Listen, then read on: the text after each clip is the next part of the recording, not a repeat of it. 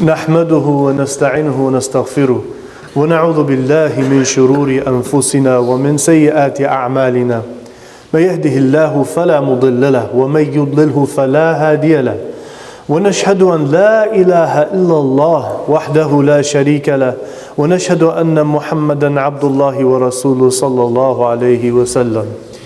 Brothers and sisters, Assalamu alaikum wa rahmatullahi wa barakatuh.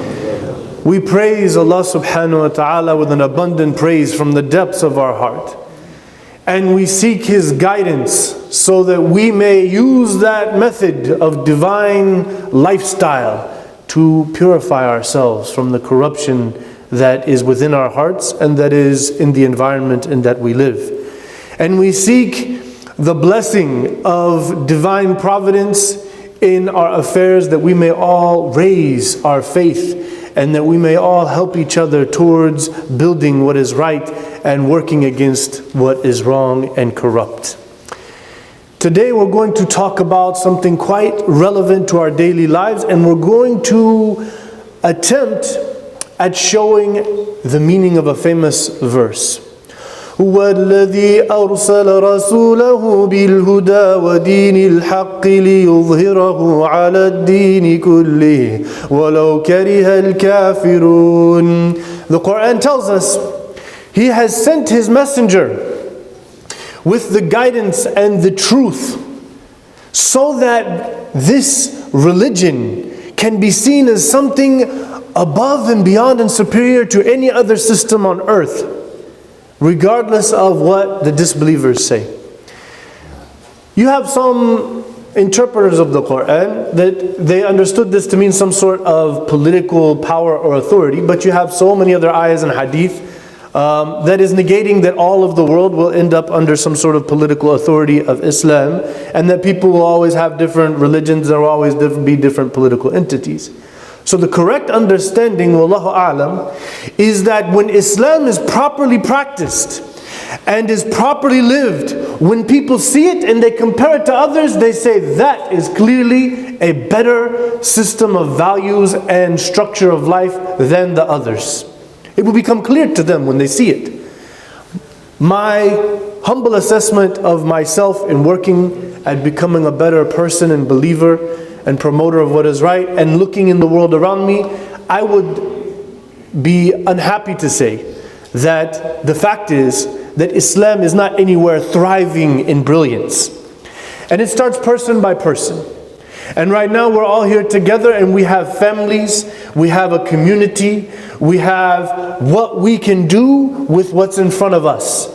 And so we must leave this khutbah today working hard to make the best out of our environment, to show the light of Islam, so that people will desire it because of seeing it in action. Islam defines this word salih.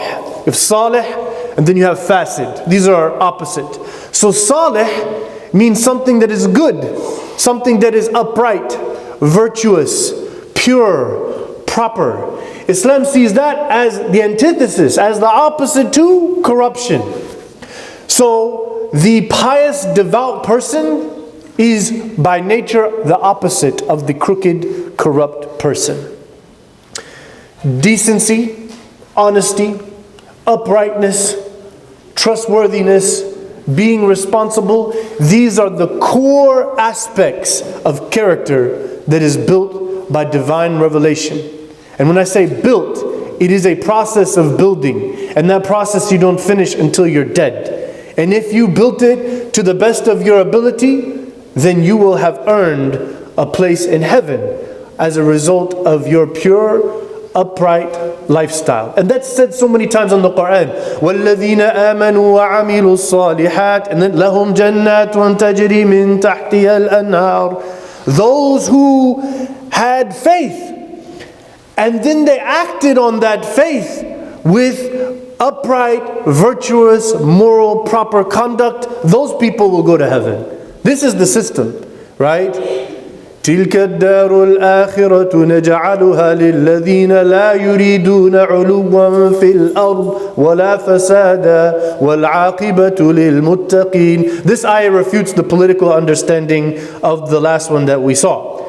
that heaven is going to be for those who do not want power and authority in the earth and causing corruption with that power and authority, which happens often when you get power and authority. Rather, it is the humble people who seek to do goodness in selfless acts of upright morality, taking the seriousness of the responsibility they have and realizing God is watching them. وَالْعَاقِبَةُ لِلْمُتَّقِينَ. People who are God conscious, those will be the ones that inherit the eternal paradise. So, corruption is the antithesis of a proper Islamic lifestyle. It's mentioned time and time again, and we're going to go through it. We're going to try to cover all of the verses. It can be in your faith, in your belief system, in your worship. So it says, وَلَا تَتَّبِعِ الْهَوَى فَيُضِلَّكَ عَنْ سَبِيلِ اللَّهِ. Do not follow your egotistical, materialistic desires. That will mislead you from the path of God. Right? So that's why people doubt faith, because they want their mind to be some sort of authoritative, end-all knowledge of what the truth is of life. They want whatever is in here. So, that's just something in the hawa of your mind. You have revelation brought by prophets who did miracles, who were prophesied by prophets before. This is the established truth. Your mind is the deviation. So that's where people's beliefs and their worship. Oh, I have to do that. Why is that haram? I should be able to do that. That seems too much. This is hawa. So the Quran is removing that type of corruption. Now this is a tough one. لا إكراه في الدين قد تبين الرشد من الغي. So the majority of the commentators, rahimahumullah jami'a, they have said this is only dealing with non-Muslims. Right? They said this means that you cannot compel any non-Muslim to believe, because that will not be authentic belief. Right? They should see, as we said in the very beginning, قَدْ تَبَيَّنَ الرُّشْدُ مِنَ الْغَيِّ. I see rushd, I see righteous, upright, moral conduct, and then I see corrupt, deviant, crooked way of being, and I will choose rushd as my way of life. Right? My suggestion, as some of the ulama have said, is that this is for Muslims too. And in my dealing with misled children and people who have apostated from Islam, a lot of their problem is with Muslims and their forceful, judgmental, rigid attitude towards them.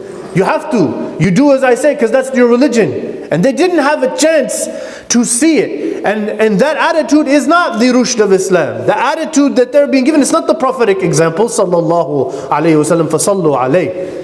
That is not the prophetic example. He didn't go around telling you, you must be Muslim because I told you. وَمَا أَنْتَ عَلَيْهِمْ بِجَبَّارٍ فَذَكِّرْ بِالْقُرْآنِ مَنْ يَخَافُ وَعِيدٍ وَكَانَ يَقْتَدِي بِهَذِهِ الْآيَةِ صلى الله عليه وسلم. You cannot force anyone to believe, even your own child. Somebody says, now what are we going to do? Trust me, trust me. Islam will be chosen by natural reality if it's done properly and people see it. And when you give people their own ownership over their faith and values, they will feel more comfortable and they will grow and have much more quality in it. This is the truth. You have to show Islam and be lenient and not judgmental in people's growing process. If you judge them and condemn them and attack them, they will probably either verbally or non-verbally, they will be misled and not follow Islam. Maybe they may act يتمثل نفاقا أمامك. They might do this, and I know they're doing this in large numbers throughout the ummah. We have to have mercy, compassion, understanding, give and take. We have to help people to grow naturally. فَإِنَّ فَسَادَ ذَاتِ الْبَيْنِ هِيَ الْحَالِقَةِ. The Prophet ﷺ talking about the relationships with people. He said that the most important kind of character, which is on the top level of jihad fi sabilillah, is islah dhat al-bayn. To keep good ties between the people, to make sure people have healthy relationships of a good understanding between them. And so the Prophet ﷺ said, and to allow the corruption between people, it will destroy everything. And he said, أَقُولُ يَحْلِقَ الدِّينِ. It will remove the deen. If people hate each other and are moved from each other, the religion will go out the window. And that is character, and the most important part is to bring people together, to let people see the commonality and not to be conflicting over the differences.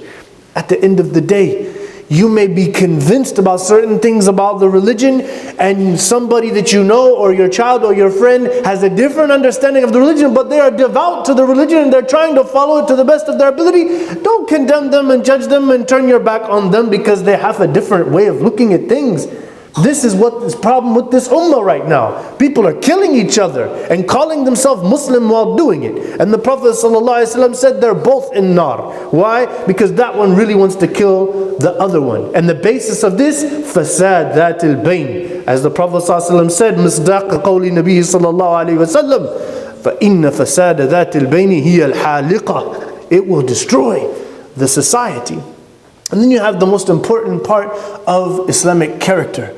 Pure, absolute, even-handed justice. And by the way, this ayah, as we said before last year when we found out about this verse of the Quran is one of 3 non-American legal principles that have been posted on the Faculty of Law at Harvard Law School. The famous ayah, يا أيها الذين آمنوا كونوا قوامين بالقسط شهداء لله.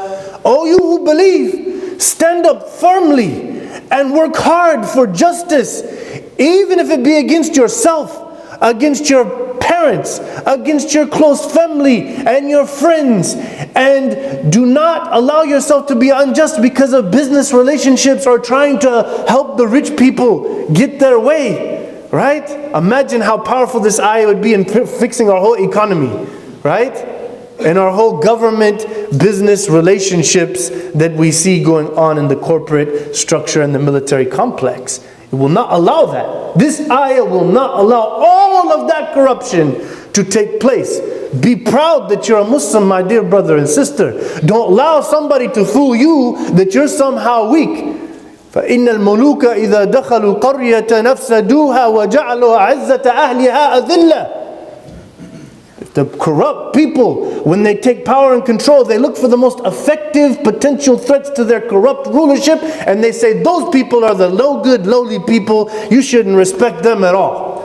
Look at what's happening and be careful. Stand up and be firm in your faith and show the people the light of Islam, because it will shine bright and people will love it and respect it for what it represents. Politics. You say politics, and many times if you did that thing the psychologists do, say politics, what comes to your mind? Corruption, right?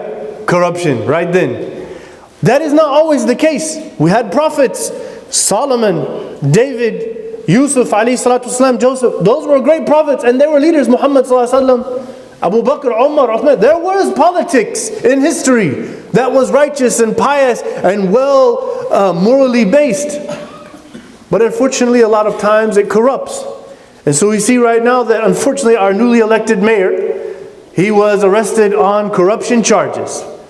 He's doing this and that. God only knows exactly if he's innocent, and we'll let the justice system to find out. But unfortunately what we've learned from law enforcement seems very, very shocking and appalling that such a person would do that.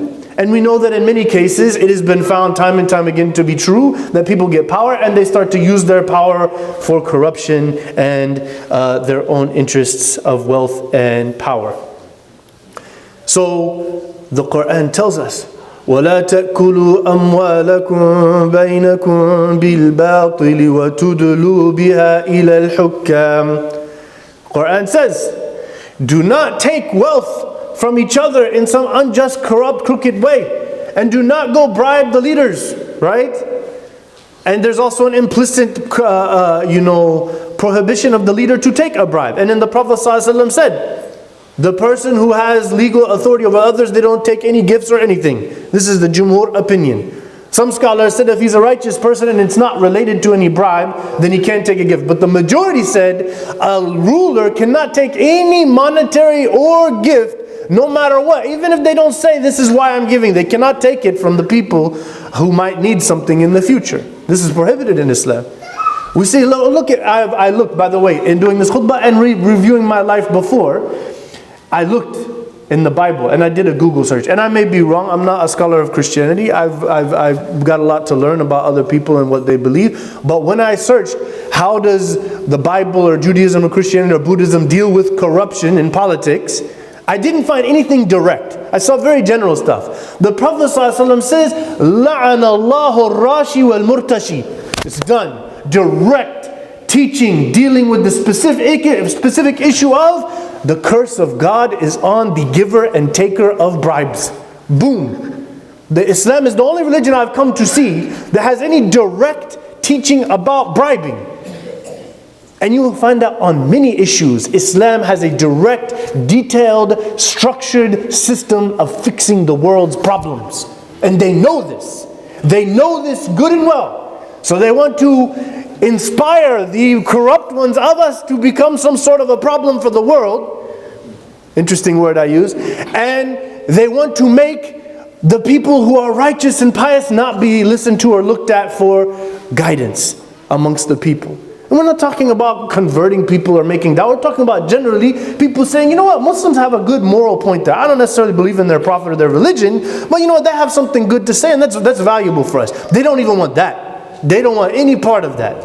And we are the ones that will make that happen. And we live in a beautiful country that gives us that opportunity and puts the keys in our hand. What will you do, O Muslim, with this free land that you live in that says you can promote good values and do your mission as you like, and no one's going to stop you? The question we have to ask ourselves, how hard am I working for it? And am I akunu qawwam lillahi shuhada'a bil qist, or am I sitting drinking my tea and worrying about how much money I make, what car I drive, and what phone I have, and all of these things? Right? People are tricking you, turning you into a consumer that has no moral, spiritual value for the well-being of the world. Right? Just another statistic of how much money we can make from you. This is what we have to be careful about. We have a mission. We are the Muslims, the submitters to the will of God. We have to represent that. Business. If you look up, what does any religion teach about corruption in business, right? You get general stuff. Oh, you know, be good. Be good to your neighbor and stuff like that, right? And they're going to bring some deep interpretation on that. See, that's what it means is all these things. Well, that's great and fine. But what is the concrete detailed structure? وَيْلُ لِلْمُطَفِّفِينَ. Bam! A whole surah of the Quran. Beware of the corruption of dealing in business with crookedness and cheating. And then it goes on and says, the people who want to monopolize business and they want all their rights and they want all the loopholes and tax breaks, and the rest of the people under them, they don't think they deserve or shall get anything, because they are the have-nots. We are the haves, as a previous president said, unfortunately, right? Islam doesn't stand for that at all, right? And trust me, some people know this. They're very aware of this. They're concerned. They want to make sure they make those hundreds of millions, right? So our religion solves all the problems. But who's going to use it to solve the problems if we don't, right? And it's not a matter of converting people and subjugating them to our religion. It's a matter of just standing for that truth, and those whose hearts are inclined will choose it, and those that aren't, they don't. And guess what? That's not our business. That's between them and God, right? We just need to do our best to live, embody, and teach the message to the best of our ability. وَيَا قَوْمِ أَوْفُوا الْمِكْيَالَ وَالْمِيزَانَ بِالْقِسْطِ وَلَا تَبْخَسُوا النَّاسَ أَشْيَاءَهُمْ وَلَا تَعْثَوْا فِي الْأَرْضِ مُفْسِدِينَ. Prophet Shu'aib, his whole discussion with his people is they were the one percenters, the power play in business. And so he kept warning them time and time again, your economic methods are corrupt and they cause problems, and you need to stop this. Do not take people's wealth unfairly, and do not prevent people from their rights. Many people would look at this ayah and the ayah after and they say, Islam teaches socialism. I would say, no, check your history book. Islam came long before socialism. So who took from who here? Right? The people of Qarun, the righteous people of morality, they told Qarun, look, you have all that wealth, man. You have so much that you could do with it. وَابْتَغِ فِيمَا آتَاكَ اللَّهُ الدَّارَ الْآخِرَةَ وَلَا تَنْسَ نَصِيبَكَ مِنَ الدُّنْيَا وَأَحْسِنْ إِلَى النَّاسِ كَمَا أَحْسَنَ اللَّهُ إِلَيْكَ وَلَا تَبْغِ الْفَسَادِ. Right? The Quran says that those people, they told Qarun, look, you need to use your wealth for a righteous, otherworldly, selfless purpose as a primary goal. But we're not telling you that you can't have your capitalist interests and make a good wealth and living. God has blessed you. You have the means. Have a nice home and be wealthy and those things. No problem with that. Right? وَأَحْسِنْ كَمَا أَحْسَنَ اللَّهُ إِلَيْكَ. But you cannot not take a large portion of your wealth that's just sitting there as a big pile of wealth and help the lower class people out so that they can grow and give them methods to make money and educate them and so forth, right? On your account. Why not do that? And what's the harm in it? You have this big pile of gold. Yeah, they have these accounts and it just keeps growing at all time. The Warren Buffett, the Bill Gates, the Donald Trump, they just have this number. Right now, it's just going. While he's sitting there and I don't know what work he's actually doing, right? In his helicopter and things like this. There's all these people working hard day and night and they're getting peanuts. He's just sitting there with his number growing in the thing. What do you need that number for, man? To just look at it. Look at my number. I have my thing. You know the app that none of us use, the stock app that they put on your iPhone, right? They need it. So look at my numbers growing. This is not Islam. Islam's saying, no, we should be fair. We should let you have your wealth and you have a full freedom, capitalist, fine, but there is a moral obligation to not just amass a whole bunch of wealth without taking care of the lower classes and helping to build society. The trickle-down thing is a big joke that is made to make people try to give in to this idea of the 1%. Government. There's corruption in government. There are many ways that people in government corrupt. وَإِذَا قِيلَ لَهُمْ لَا تُفْسِدُوا فِي الْأَرْضِ قَالُوا إِنَّمَا نَحْنُ مُصْلِحُونَ. Right? What are you doing? Don't spread corruption and evil and all of that. And they say, no, we're fixing problems. He might have weapons of mass destruction over there. Right? You have to be careful. Before you take any decision as a person of leadership, whether it be your business, whether you get into politics, whether as a father, you should be careful that Satan is not tricking you bil ghurur about why you're doing what you're doing. Is that just something personal for you and your opinion, your interest? Or is it really a selfless act of pure judgment of justice and fairness and righteousness for everybody's well-interest equally? That's what we have to do. وَلَوْلَا دَفْعُ اللَّهِ النَّاسَ بَعْضَهُمْ بِبَعْضٍ لَفَسَدَتِ الْأَرْضِ. This is, our government adopted this ayah as their system. It's called checks and balances, right? You see, the ayah is saying, if it is not that one people will have the authority to check another people, then the whole society will be corrupt. Our founders, one of them Thomas Jefferson, who had a Quran and he had notes in his Quran, and I'm sure he read this ayah. I'm sure it is inspiring to see, you know what, all this kingdom stuff and all that stuff we had back in Europe, if we just have a system where there's this legislative and there's the executive and then there's the judicial, but unfortunately the executive, they're the ones that appoint the judicial, and then the legislative have empowered the people of business and corporation to put all their money into now and how and why it's happening. So all the checks and balances may have lost their value because you have moved it from the original way the founding fathers intended, which is a very Islamic concept that is mentioned in this ayah. Family can allow corruption in our families. ومن آياته أن خلق لكم من أنفسكم أزواجا لتسكنوا إليها وجعل بينكم مودة ورحمة. The whole purpose, God is saying here in the Holy Quran, why He legislated marriage is to build a healthy, comfortable nucleus of a family. And these two people need to learn to live together in peace with a good understanding, and they need to have loving affection and merciful forgiveness as the standard. So if there's a marriage that is not having a good understanding where people can talk comfortably and they understand each other and there are peaceful discussions and interactions, if there is not affectionate love and there is not merciful forgiveness, that marriage will be corrupt because it goes against the very detailed example of what is the key to the success of a proper, healthy marriage. يا أيها الذين آمنوا لا تلهكم أموالكم ولا أولادكم عن ذكر الله. Don't allow your business and your money and your kids and wanting to have fun with them to remove you from the remembrance of Allah subhanahu wa ta'ala. Islam is giving us a system. إن من أزواجكم وأولادكم عدوا لكم فاحذروهم وإن تعفوا وتصفحوا وتغفروا فإن الله غفور رحيم. This solves so many problems. So many problems. This ayah says, oh, you who believe, you will feel in your life that your wife or your husband and your kids are like your enemy. You will feel like that. Be careful of the situation, right? Then he says, if you forgive, overlook, and pardon people, then know that that is godly, upright, virtuous character. That is the way he is doing things, subhanahu wa ta'ala. This is his nature, right? So we're being told to do that. So if husbands and wives can just forgive and forget And if parents can just understand that the kid is not necessarily intending to make a big problem.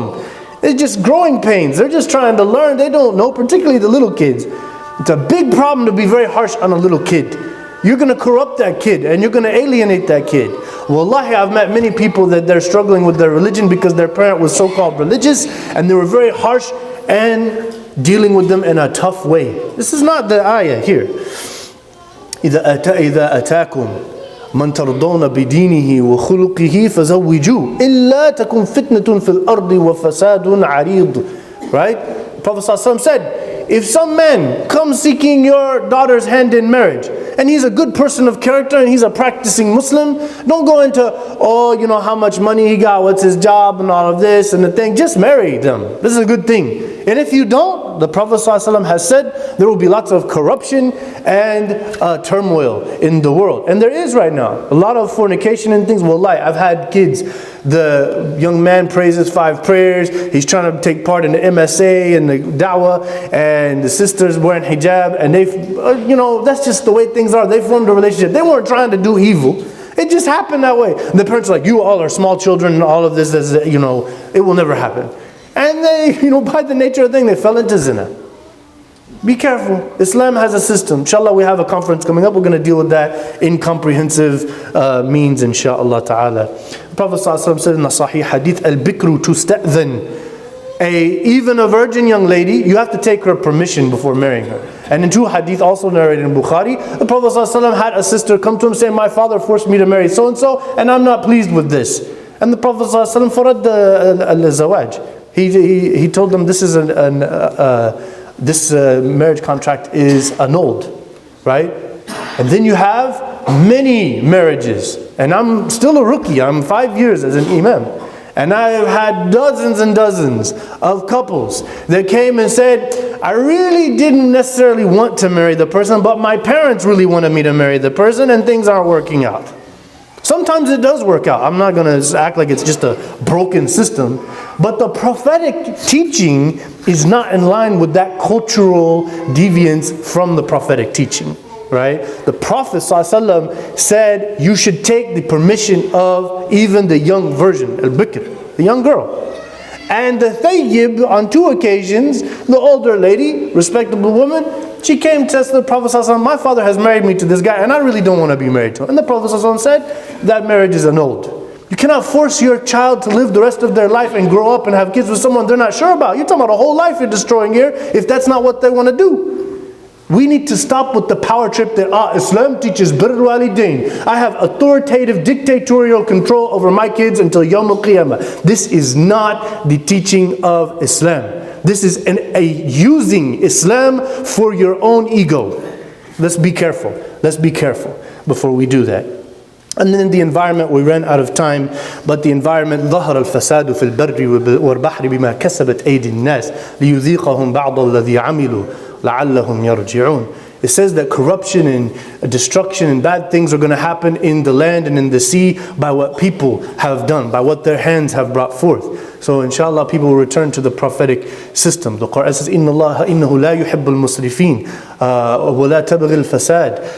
If you read it like this, maybe many of you don't know, but water as we know it is becoming a scarce commodity in much of the world, even in America. Nevada and California already have many districts, and Florida, where they're recycling actual sewage water with feces and urine and condoms floating in it. I watched what they're doing, and they have to do that because people just turn that water on.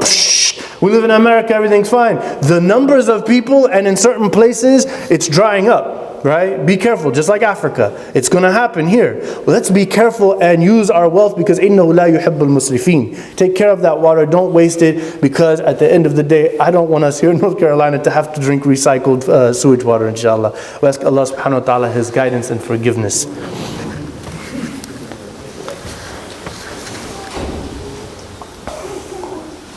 Bismillah, alhamdulillah, wa salatu wa salamu ala rasulillah wa ala alihi sahbihi ajma'in. It is incumbent upon every single one of us to purify ourselves. Man zakkaha, qad aflaha man zakkaha. True success will be that you purified your heart, your soul, your mind, your body, your actions, your words, your deeds. we are all responsible to purify ourselves from the corruption.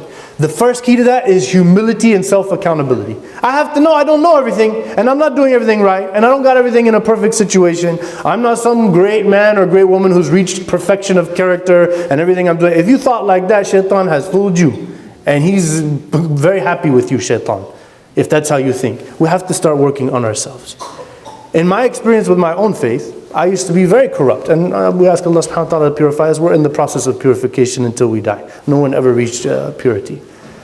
But before I was a Muslim, I had many, many issues. It was the comprehensive structural way of life of Islam that brought me to a much better attitude and lifestyle that helped me as a person. And I've seen that in many, many people. That was what happened with the whole Sahaba. A whole peninsula of Arab people went from a very corrupt, crooked, very messed up way of life to a very structured, moral, upright, pious. That is probably the biggest miracle of Rasulullah sallallahu alaihi wasallam. One person changed a whole entire society. And for most of the time that he was trying to, they said he was a crazy man and he had very few people and they were attacking, humiliating, abusing him. Yet, divine providence took place.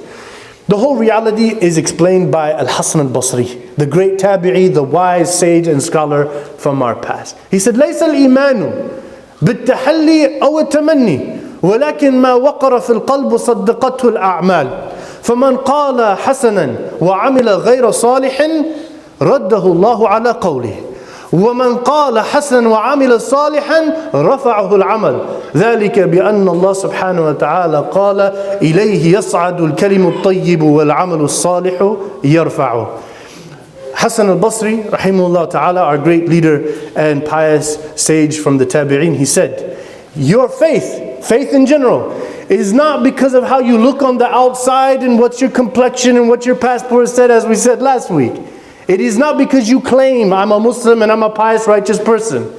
It is something that's in the heart that is pure, and it's faith and it's a connection, and then your words and your deeds confirm what is in the heart of faith. So whoever claims and says, I'm a Muslim, I'm a righteous, good person, and yet they don't live that style, Allah subhanahu wa ta'ala will not accept that word from them. But whoever claims, I'm a Muslim trying to do my best and I'm working at myself trying to do good in the world, and their actions confirm that, then those actions will cause that to put them written, etched in stone in the place of perfection for eternal bliss in the presence of the Lord of the universe. We ask Allah subhanahu wa ta'ala to forgive us, to guide us, to make easy for us the path of righteousness and goodness. We ask Allah subhanahu wa ta'ala to unify our hearts and help us to work together for His cause. We ask Allah subhanahu wa ta'ala to help us to all benefit from each other's skills and means to become a better society and to move the world around us to see divine guidance and its value and its comprehensiveness as it was finalized in Muhammad sallallahu alayhi wa sallam. And we ask Allah subhanahu wa ta'ala to send His peace, blessings and mercy upon Muhammad.